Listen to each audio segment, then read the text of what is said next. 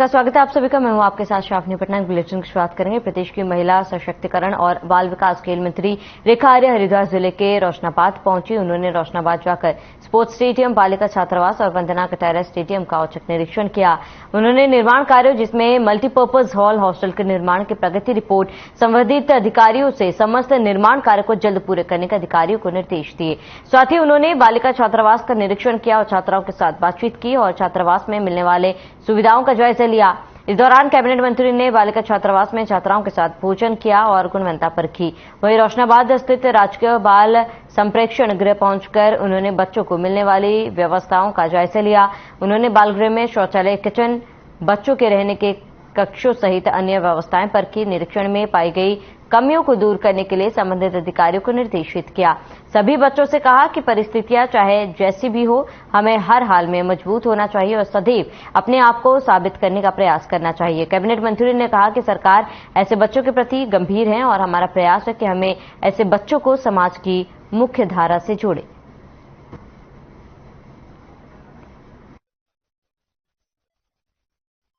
Hockey stadium Haridwar का, साथ ही अपने जो मल्टीपर्पज हॉल है जो हरिद्वार में निर्माणाधीन है रोशनाबाद में, उसका भी निरीक्षण आज यहाँ पर किया गया है। दोनों को निरीक्षण करने का पर्पस 2024 में जो नेशनल गेम होने जा रहे हैं उसकी तैयारियों के निमित्त आखिरकार चीजें कितनी प्रोग्रेस में आई हैं इसको देखने यहाँ पर पहुंची थी। तो उम्मीद यही करते हैं कि अक्टूबर माह तक में जो ये कंप्लीट करके विभाग को हैंडओवर करेंगे।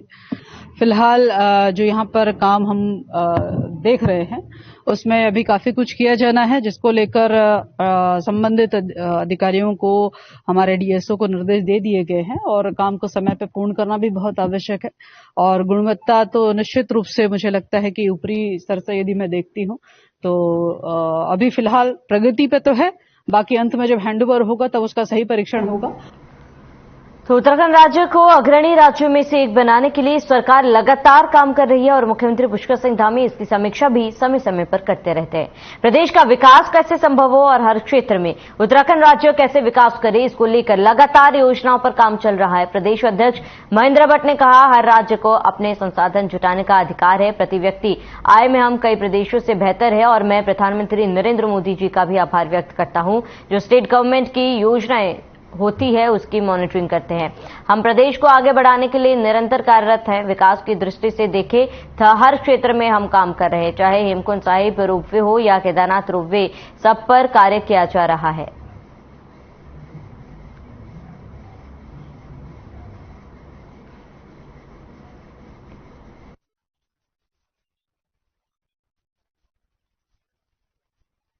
देखिए, राज्य को अपने संसाधन जुटाने के साधन तो निर्माण करने ही पड़ते हैं और मैं मुख्यमंत्री का ऐसा आभारी हूं कि प्रति व्यक्ति आय की दृष्टि से अगर इस राज्य की तुलना की जाए तो अनेकों राज्यों से बहुत आगे हैं और विकास की गति से में देखा जाए तो हर क्षेत्र का विकास इस समय जमीन पर उतारा जा रहा है। और मैं मोदी जी का हृदय से आभार व्यक्त करता हूं कि जो भी प्रोजेक्ट स्टेट गवर्नमेंट द्वारा भारत सरकार को जाते हैं वो बाकायदा उसकी मॉनिटरिंग करते हैं, उसको समाधान भी निकालते हैं। चाहे आपका हेमकुंड का रोपवे का विषय हो, केदारनाथ का रोपवे का विषय हो, जिनकी हम कभी अकाल्पनिक चीजें मानते थे, आज वो धरातल उतारने का काम हो रहा है।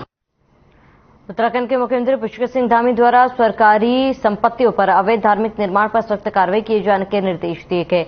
हरिद्वार जिला प्रशासन मुख्यमंत्री के निर्देश के बाद बड़े स्तर पर अभियान चलाए जा रहे हैं, जिसके चलते जिला प्रशासन द्वारा सरकारी संपत्ति पर अवैध तरीके से आर्यनगर चौक के पास बनाई गई मजार और सिंहद्वार फ्लाईओवर के नीचे बनाए गए मंदिर को हटाने की कार्रवाई की गई। इस पर लोगों के विरोध को देखते हुए जिला प्रशासन द्वारा भारी पुलिस बल की तैनाती की गई। वहीं एसडीएम पूरन सिंह राणा का कहना है कि सुप्रीम कोर्ट और उच्च न्यायालय द्वारा आदेश दिए गए हैं कि अगर लोगों के आने जाने वाले रास्ते पर अवैध निर्माण है तो उसे तुरंत हटाया जाए। हरिद्वार जिला प्रशासन द्वारा इस पर कार्रवाई की जा रही है। उन्होंने बताया, नगर निगम द्वारा पूर्व में नोटिस दिया जाता और सभी पक्षों से वार्ता करने के बाद मजार को हटाने की कार्रवाई की गई। हालांकि कुछ लोगों द्वारा मजार को हटाने का विरोध किया जा रहा है, मगर जिला प्रशासन किसी के भी विरोध से कार्रवाई नहीं रोकेगा। इसके अलावा एसपी स्वतंत्र कुमार का कहना है कि सरकारी संपत्ति पर अवैध निर्माण को लेकर एक कमेटी का गठन किया गया। कमेटी द्वारा जिस भी अतिक्रमण को लेकर रिपोर्ट दे रही है उस पर कार्रवाई की जा रही है।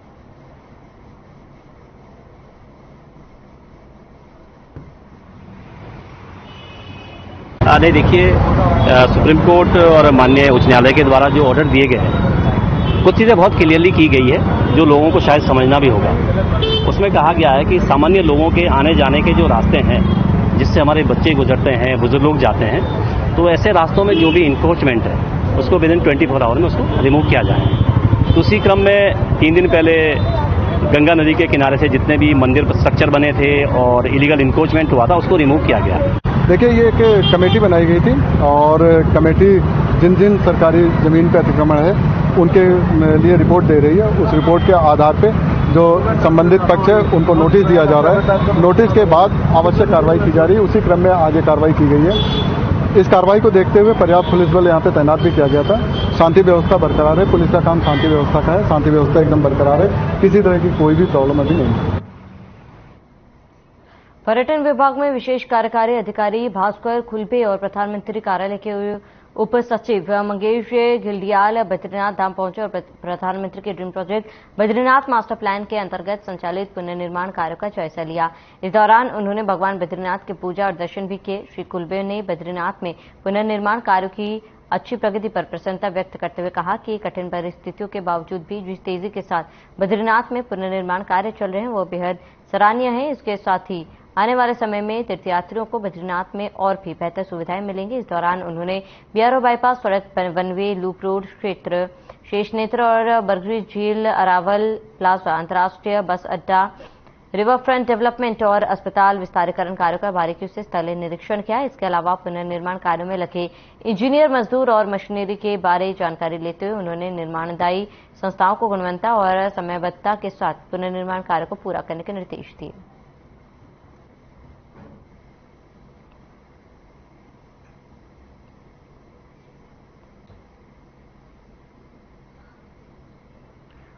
तो उत्तराखंड के समग्र विकास के लिए विभागों द्वारा जो भी अल्पकालिक और दीर्घकालिक योजनाएं बनाई जा रही है उनके लिए मुख्यमंत्री ने को निर्देश दिए कि सचिवालय में विद्यालय शिक्षा, तकनीकी शिक्षा, उच्च शिक्षा, कौशल विकास और खेल विभाग के क्रियान्वयन के लिए गंभीरता से प्रयास किए जाएं और संबंध में विभागों द्वारा जो लक्ष्य निर्धारित किए गए उनके प्रति प्राप्ति के लिए भी सुनियोजित तरीके से कार्य किए जाए।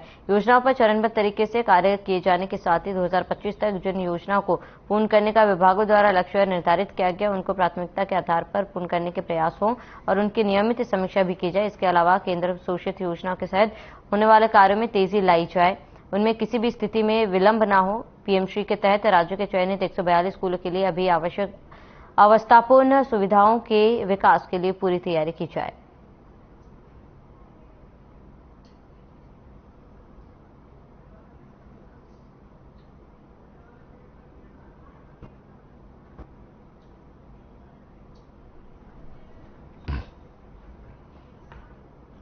प्रदेश सरकार में दायित्व के लिए इंतजार कर रहे बीजेपी नेताओं को कर्नाटक चुनाव के बाद दायित्व मिल सकता है। दायित्व पाने के लिए बीजेपी नेताओं ने अपने अपने नजदीकी नेताओं से सोर्स लगाना भी तेज कर दिया है। इसके साथ कैबिनेट में विस्तार जल्द होने की कम संभावना है। सरकार पहले बागेश्वर विधानसभा उपचुनाव में जाएगी और उसके बाद कैबिनेट विस्तार करेगी। बीजेपी प्रदेश अध्यक्ष महेंद्र भट्ट ने इसको लेकर संकेत दिए हैं कि इसके साथ ही मुख्यमंत्री धामी ने भी ऐसे ही संकेत दिए। बीजेपी प्रदेश अध्यक्ष महेंद्र भट्ट ने साफ किया कि कर्नाटक चुनाव के बाद ही दायित्व बंटवारे और कैबिनेट विस्तार पर विचार किया जाएगा।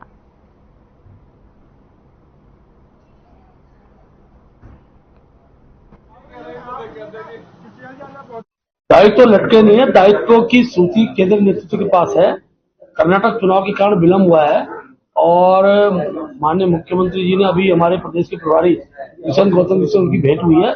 बहुत जल्दी सूची सार्वजनिक होगी और मुझे लगता है कि 15 के बाद फिर सब पर चर्चा। मुख्यमंत्री पुष्कर सिंह धामी ने विशाल marathon thank you Modi ji for G20 में कार्यक्रम में हिस्सा लिया और इस मौके पर मुख्यमंत्री ने दीप प्रज्वलित कर कार्यक्रम की शुरुआत की, साथ ही कार्यक्रम का शुभारंभ भी किया। उन्होंने कहा, प्रदेश में G20 कार्यक्रम आयोजित होने पर मैराथन कार्यक्रम में हजारों युवाओं ने हिस्सा लिया और दौड़ लगा रहे हैं, मोदी जी का धन्यवाद कर रहे हैं। साथ ही उन्होंने कहा कि प्रधानमंत्री मोदी जी के कारण हमारे देश को G20 की अध्यक्षता मिली है, पूरे विश्व की लीडरशिप हमारे देश को मिली और G20 में 3 महत्वपूर्ण बैठक हमारे उत्तराखंड को मिली, जिसके लिए हम प्रधानमंत्री मोदी जी का धन्यवाद करते हैं।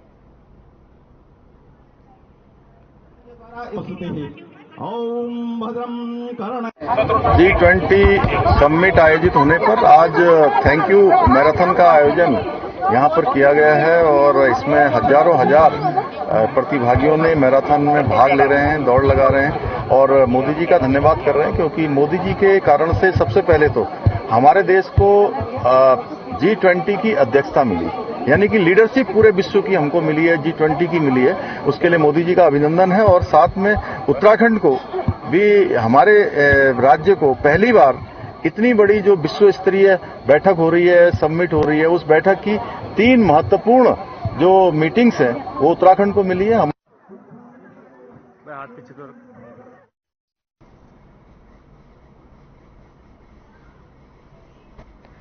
देहरादून में विश्व मैराथन का आयोजन किया गया, जिसमें कई बच्चों ने भी हिस्सा लिया। सीएम धामी इस मैराथन में क्या कुछ कह रहे हैं, आइए आपको सीधा ले चलते हैं। और सी समिट इन उत्तराखंड इस मैराथन कार्यक्रम में अभी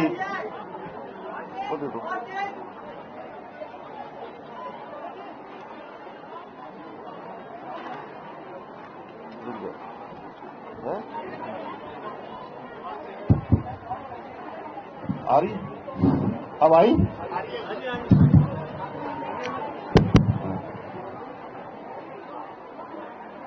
अभी आप लोगों ने जिनको सुना, इस कार्यक्रम के संयोजक श्री सुभाष भट्ट जी, भारतीय जनता पार्टी ऋषिकेश के अध्यक्ष आदरणीय श्री रविंद्र राणा जी, रुचि भट्ट जी, दिगंबर नेगी जी एवं डंगवाल जी समेत सभी, उनियाल जी, मंच पर उपस्थित सभी हमारे सभी वरिष्ठ महानुभाव, इस कार्यक्रम में अपना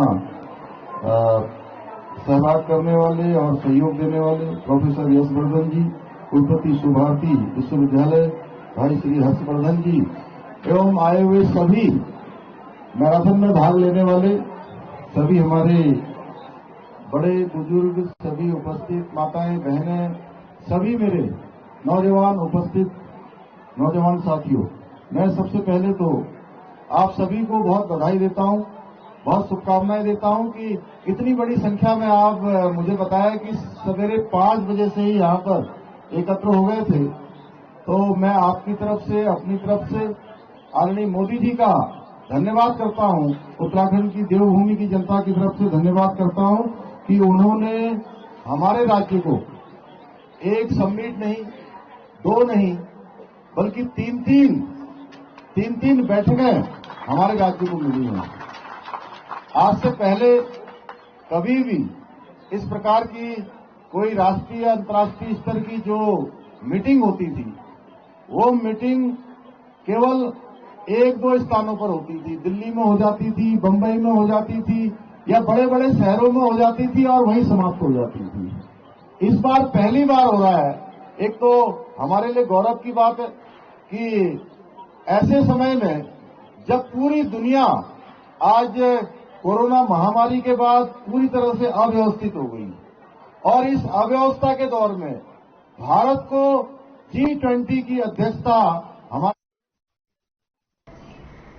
चलिए खबरों में आगे बढ़ते बीजेपी के राष्ट्रीय महामंत्री और उत्तराखंड प्रभारी दुष्यंत गौतम अल्मोड़ा पहुंचे, जहां उन्होंने भाजपा जिला कार्यालय अल्मोड़ा के पदाधिकारियों की बैठक ली, जिसमें उन्होंने कहा कि संगठन को लेकर हर जिले में पदाधिकारियों की कई बैठकें की जा रही है। प्रधानमंत्री जी का उत्तराखंड के लिए विशेष फोकस है। दायित्वों को लेकर कहा कि पूरा होमवर्क हो चुका है, जल्दी वितरण किया जाएगा। मंत्री के वीडियो को लेकर कहा कि कानून अपना काम कर रहा है।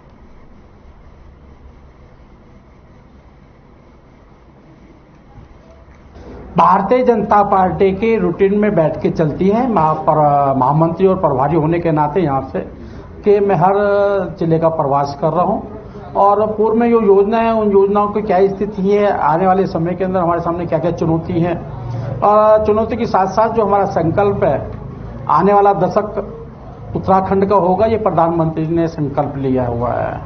दूसरा, सेवाई संगठन, सेवाई समर्पण के माध्यम से योजना का लाभ अंतिम व्यक्ति तक पहुंच जाए, इसके लिए हमारे कार्यकर्ता तन मन धन से लगे हुए होते हैं, उन योजनाओं को वहां तक पहुंचा जाए।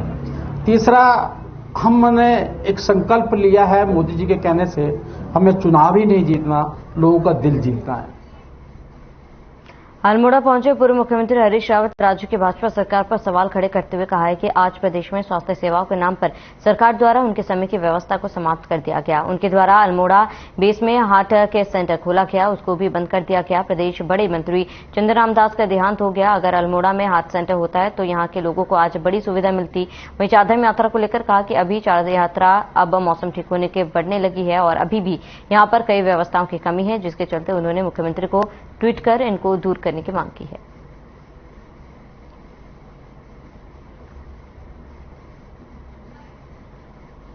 उस पर कितना कहा जाए।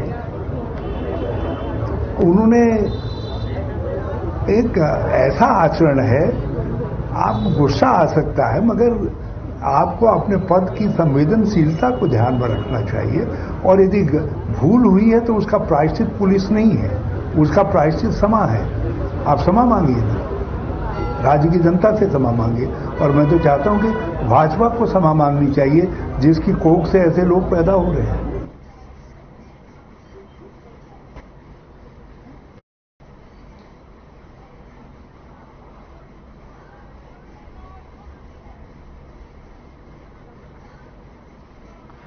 साइबर एनकाउंटर पुस्तक का लोकार्पण सीएम धामी द्वारा किया गया है। आपको सीधे तस्वीरें दिखाते हैं।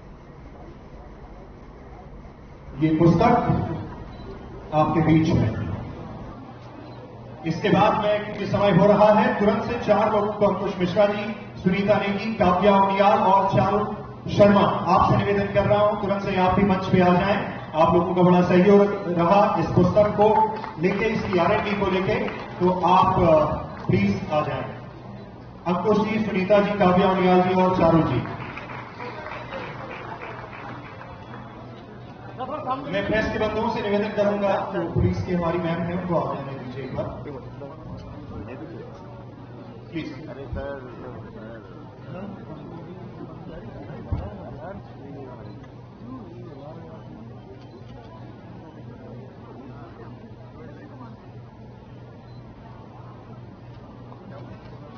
अंकुश जी को आप देखते रहते हैं, बहुत सारे स्कूल्स के अंदर, कॉलेजेस, यूनिवर्सिटीज में जाके वो लेक्चर वगैरह देते हैं, अवेयर करते रहते हैं। तो ये बड़ी अच्छी बात है कि जमीन के साथ सोशली कैसे लोगों को अवेयर किया जाए, उसको लेकर उत्तराखंड पुलिस लगातार काम कर रही है। बहुत बहुत धन्यवाद आप सभी लोगों को। अब प्रदेश के युवा और ऊर्जावान मुख्यमंत्री, माननीय मुख्यमंत्री श्री पुष्कर सिंह धामी जी को सुनने वाले हैं। नकल विरोधी कानून हो, यूसीसी हो, जबरन धर्मांतरण को लेके, सख्त कानून को लेके उन्होंने पॉलिसीज लाए हैं, कानून बनाई है। मैं माननीय मुख्यमंत्री महोदय से निवेदन करूंगा, इस साइबर युग में, डिजिटल युग में, साइबर एनकाउंटर्स, इस पुस्तक के बारे में भी अपने विचार रखेंगे। और खुद भी वे लेखक रहे हैं, यूनिवर्सिटी के दिनों में उनकी कविता मित्र मिले, साथी मिले, मैं न मिला मुझसे, बड़ी प्रचलित हुई थी। जोरदार तालियों के साथ में स्वागत कीजिए।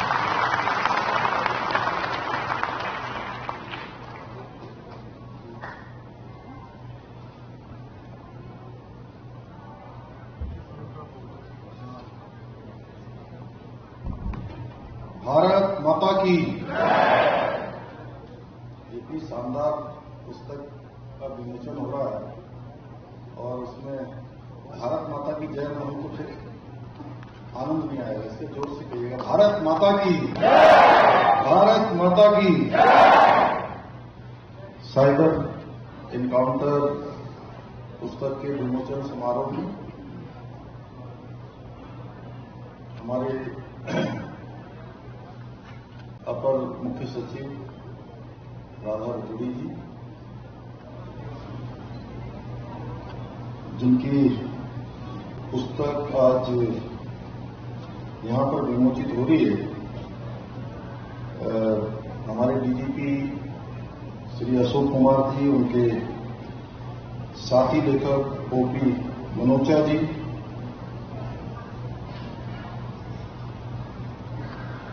कुलपति दून विश्वविद्यालय प्रोफेसर सुरेखा ढंगवाल जी, और इनको आपने अभी सुना हमारे पूर्व डीजीपी अनिल रतूड़ी जी, पीयूसी एवं मेरे सामने बैठे हुए आज मैं देख रहा हूं कि अशोक जी ने पूरा यहां पर इस विद्यालय के सभागार में, जिसमें मैं भी आज पहली बार आया हूं, पूरा गाजर में सागर लग गया है। कोई क्षेत्र ऐसा छूटा नहीं है। हमारे मेयर साहब बैठे हैं वहां, शहर के प्रथम व्यक्ति, उसके अलावा सभी क्षेत्रों से सेना के लोग भी दिखाई दे रहे हैं, चिकित्सा के लोग भी दिखाई दे रहे हैं, शिक्षा के लोग भी दिखाई दे रहे हैं। मैडम बैठी हैं हमारी प्रधानाचार्य जी, हमारे पत्रकारिता जगत के भी लोग हैं। मैंने कोई क्षेत्र शायद छूटा हो। नेपाल साहब हमारे इतने वरिष्ठ पूर्व मुख्य सचिव साहब, तो सभागार में उपस्थित सभी हमारे आए हुए विद्वत जन, विभिन्न क्षेत्रों के जिन्होंने अपनी विशिष्टताएं प्राप्त की। कहीं का हमारे जनरल सबरवाल साहब भी दिखाई दे रहे हैं, जनरल रावत साहब भी दिखाई दे रहे हैं। हमें नाम लूं सतीश भाई, तो मैं समझता हूं कि क्यों जैन साहब काफी लंबा हो जाएगा। हमारे प्रधानाचार्य जी यहाँ बैठे हैं, बाप साहब बैठे हैं, तो सभी उपस्थित भाइयों एवं बहनों, मैं आप सभी का आज इस शानदार विमोचन कार्यक्रम में अपनी ओर से आप सबका अभिनंदन करता हूं, आप सबका स्वागत करता हूं। और हमारे G20 समिट आयोजन आज थैंक यू मैराथन का आयोजन यहाँ पर किया गया है और इसमें हजारों हजार प्रतिभागियों ने मैराथन में भाग ले रहे हैं, दौड़ लगा रहे हैं और मोदी जी का धन्यवाद करते हैं कि मोदी जी के कारण से सबसे पहले तो हमारे देश को G20 की अध्यक्षता मिली, यानी कि लीडरशिप पूरे विश्व की हमको मिली है, G20 की मिली है। उसके लिए मोदी जी का अभिनंदन है और साथ में उत्तराखंड को भी, हमारे राज्य को पहली बार इतनी बड़ी जो विश्व स्तरीय बैठक हो रही है, समिट हो रही है, उस बैठक की 3 महत्वपूर्ण जो मीटिंग्स है वो उत्तराखंड को मिली है। लेकिन उसके बावजूद भी उन्होंने शानदार अपनी व्यस्ततम दिनचर्या में से ये समय निकालकर और साइबर अपराधों का विश्लेषण करती हुआ अनेकों दुष्सत्य घटनाएं हैं। अभी मैडम राधा जी बता रही थी कि अशोक जी का ही फेक अकाउंट बनाकर तमाम प्रकार से जो डिमांड की गई, शायद इस पुस्तक को देख है, मैंने तो पढ़ी नहीं, तो इस पुस्तक को उन्होंने लिखा है। जहां तक अशोक जी के बारे में हम सभी लोग जानते हैं कि एक साधारण परिवार में जन्म लेने के बाद उन्होंने IIT से बीटेक एमटेक किया। वो अपने आप में जिस प्रकार से वो उत्तराखंड के सर्वोच्च पुलिस के पद पर यहाँ तक उन्होंने और भी अनेकों पदों पर उन्होंने काम किया है। ये निश्चित रूप से इस सभागार में जब मैं आ रहा था तो मैं देख रहा था कि आगे तो बहुत सारी विशिष्टताएं प्राप्त करने वाले हमारे महानुभाव हैं, प्रशासन के क्षेत्र में, सेना के क्षेत्र में, चिकित्सा शिक्षा के क्षेत्र में, समाज के क्षेत्र में, विज्ञान ज्ञान में कलाचंद जी बैठे हैं, तो ऐसे बहुत सारे लोग। लेकिन बीच में मैं देख रहा हूं कि हमारे विद्यार्थी बहुत बैठे हुए हैं, छात्र एवं छात्राएं बैठे हैं, तो उनके लिए कहीं न कहीं ये अशोक जी का जो एक जीवन भी है वो इन सभी के लिए एक प्रेरक कथा सरीखा है कि वो अपने आप को भी इस दिशा में ले जा सकते हैं। जहां पर अशोक जी एक अच्छे ऑफिसर तो नहीं है, उसके साथ साथ आप सब लोगों ने देख लिया कि एक अच्छे लेखक भी है। और यह बात अब तक प्रतिपादित हुई इनकी किताबों की विषय वस्तु, जिसके बारे में मेरे से बोलने वाले सभी वक्ताओं ने बहुत विस्तार से यहां से बोला है। तो ये सब उनके बोलने से, इस पुस्तक के विमोचन से, और आप सब लोग जब पढ़ेंगे जो पुस्तक आज प्रकाशित हो रही है, तो निश्चित रूप से यह सब परिलक्षित होगा जो इस विषय वस्तु में है। और साथ ही इन्होंने, चूंकि आज मिनोचा जी भी हैं, मिनोचा जी के बारे में चूंकि उन्होंने, अशोक जी ने भी बोला, अन्य लोगों ने भी बोला, हालांकि मैं बहुत ज्यादा, क्योंकि उनसे मेरा परिचय नहीं है, लेकिन मैं उनको भी बहुत बधाई देता हूं कि उन्होंने ये शानदार काम अशोक जी के साथ मिलकर किया है। और अशोक ने बहुत सारे जो काम है, विशिष्ट कार्य अपनी सेवा के दौरान किए। इस कारण से उनको यूएनओ ने भी उनको सम्मानित किया। 2006 में अपनी विशिष्ट सेवाओं के लिए भारतीय पुलिस पदक और चलिए इसी के साथ इस बुलेटिन में फिलहाल मेरे साथ इतने। देश और प्रदेश की तमाम बड़ी खबरों के लिए बने रहिए हमारे साथ।